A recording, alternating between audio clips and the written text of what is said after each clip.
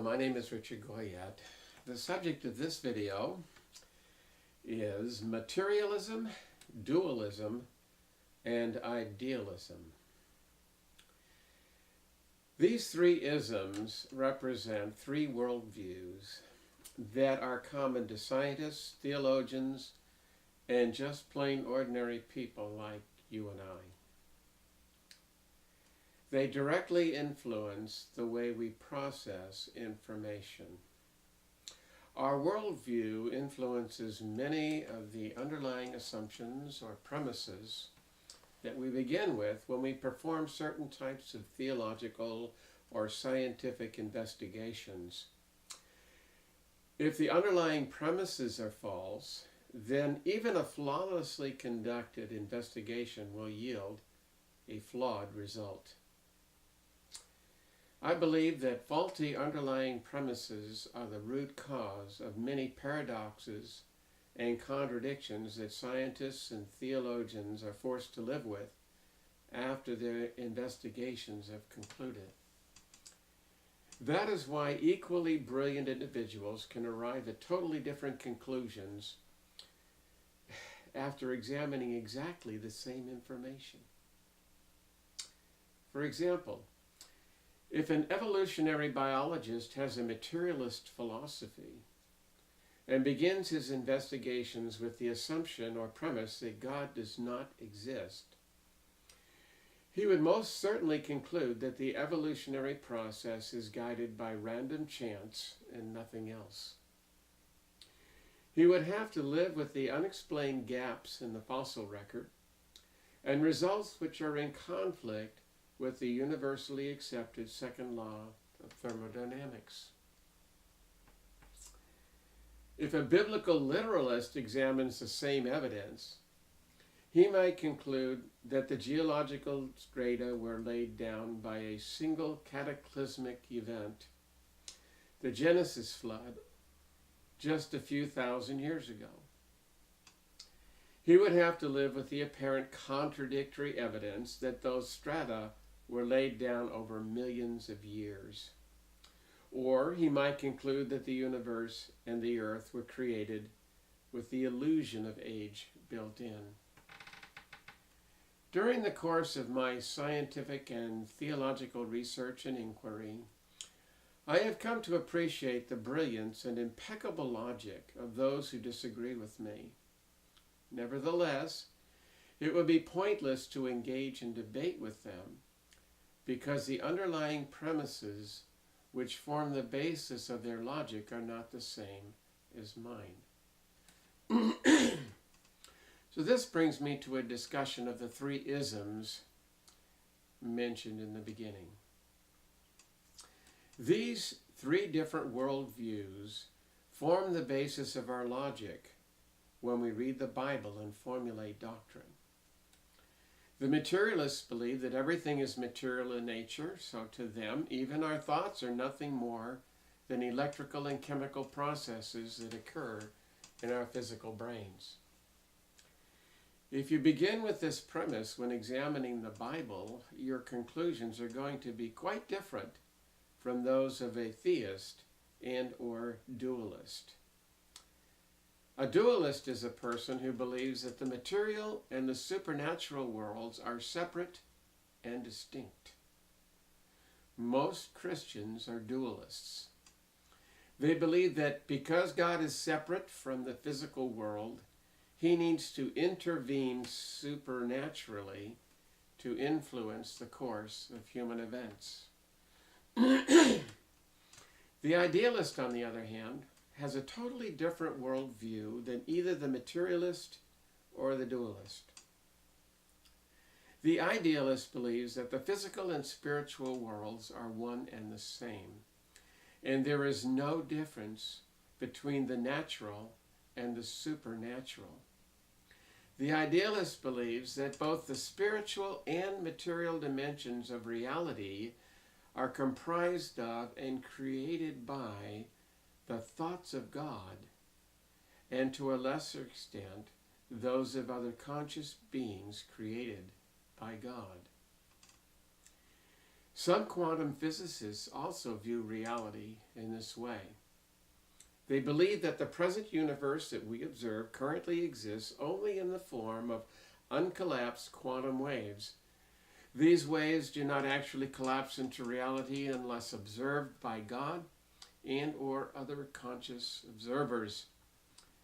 This has been demonstrated by repeatable and universally accepted experimental data, and to date, no viable alternative has been offered. Not all physicists are idealists. As a matter of fact, the overwhelming majority are dyed-in-the-wool materialists, despite the experimental evidence to the contrary. As a result, materialist physicists are forced to live with many yet unresolved contradictions and paradoxes associated with quantum physics. In like manner, religious dualists must live with many unresolved contradictions and paradoxes associated with their belief systems. Most Christians, and also many non-Christians, are dualists. They view almost all theological issues in black and white terms and approach all religious inquiry with an either-or mentality. This forms the basis of their worldview and is one of the underlying premises on which their logic is based. Here are some examples of these black and white dualisms. God versus Satan. Good versus evil. Physical versus spiritual. Heaven versus hell. Saved versus lost. God of love versus God of wrath. Logic versus faith. Grace versus works. The Bible is literally true or not true at all, and so on. When studying the Bible and searching for spiritual truth, our logic is flawed if we begin with the premise that there can only be two possible results for each inquiry. If neither result is the correct one, then at the conclusion of our investigation, we will inevitably be left with unanswered paradoxes and contradictions. The actual truth of the matter might be a solution that incorporates them both, or it might be something altogether different that disproves both of the alternatives you originally had in mind. Dualism lies at the heart of religious fundamentalism. The opposite of fundamentalism, however, is not liberalism. Most liberals also think in dualistic terms, though perhaps somewhat less so than fundamentalists. Christian fundamentalists and liberals have more in common with one another than they do with the materialists. Idealists, on the other hand, believe that the so-called material world is not actually material at all and is not really separate and distinct from God himself and the spiritual world. According to them, everything created by God is a part of God. Many adherents of Eastern religions also view the world in this way. Idealism is far less common in Western thought. If everything that exists is technically a part of God, created by God and controlled by the thoughts of God, and if God is by nature loving and good, then everything that happens or exists must be consistent with God's character and would have a loving purpose.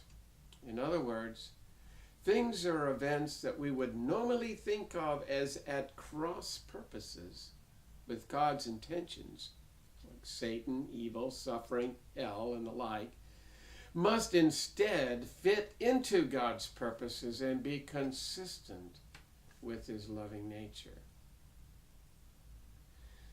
As you approach the study of the Bible, don't be afraid to think outside of the box, so to speak.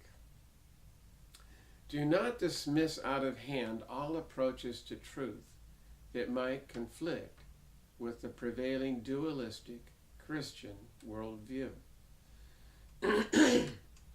Studying the Bible with an open mind is a very scary proposition, especially for the Christian fundamentalist, because for this person a lot is at stake. Entertaining the possibility that he or she might be wrong about one of these very rigid fundamentalist doctrines could be viewed as an admission of doubt. Faith, in the view of many fundamentalists, is an absolute requirement for salvation. Without it, there is no way of escaping endless, infinite punishment in hell. Any open-minded investigation which has the potential of eroding a person's faith is very scary.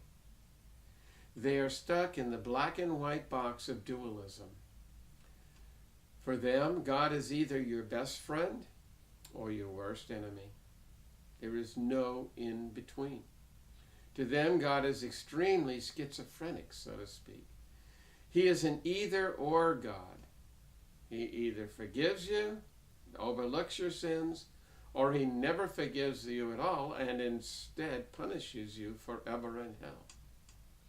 You are either saved or you are not saved. Most fundamentalists will tell you they believe in God's unconditional love for all mankind. At the same time, their description of God's actual behavior is not even remotely consistent with that kind of love. So here's the problem. Because dualists begin their study of scriptures with the underlying assumption or premise that people are either saved or not saved, and are going to heaven or hell when they die, they interpret all the scriptures they read in such a way as to be consistent with that dualism. As a result, they have to live with huge unresolved paradoxes and contradictions and a very schizophrenic God. A few years ago, I embarked on a very scary journey of discovery. I decided to engage in a serious attempt to study the Bible with an open mind and see if it was possible to interpret the scriptures in such a way as to retain the essence and truth of the gospel and at the same time remove the paradoxes and contradictions. I hope you can appreciate how scary this was for me. In order to be intellectually honest, I had to entertain at least the possibility that the materialists might be right and the Bible is not true at all. My main criteria for interpreting the scriptures was to accept the most natural interpretation and avoid as much as possible workarounds and the twisting of meanings and semantic tricks in order to arrive at conclusions which were consistent with the result I was seeking. If the materialists were right and the Bible was just a hopelessly flawed document, then so be it.